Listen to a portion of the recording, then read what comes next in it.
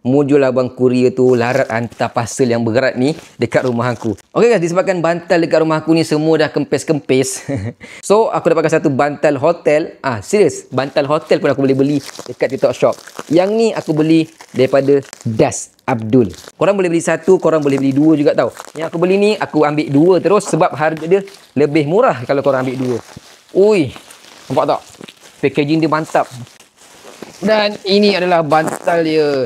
Sebenarnya aku tak sabar nak buka tau. Tapi sebabkan aku nak record video juga, so aku tunggu masa sesuai untuk aku buka.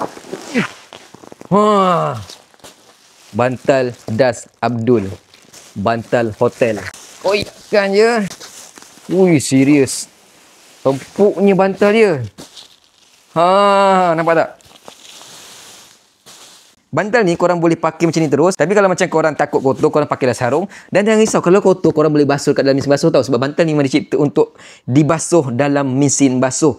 So, kalau korang basuh kat dalam mesin basuh, korang jangan risau, dia jadi kempes. Dia akan naik balik. Nampak tak? Tenggelam, naik balik. Wah.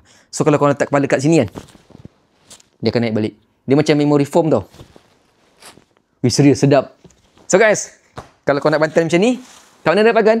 Link ada dekat bawah. Satu boleh, dua pun boleh. Saranan aku, ambil je lah dua terus sebab harga dia lebih murah kan? Okay, bye.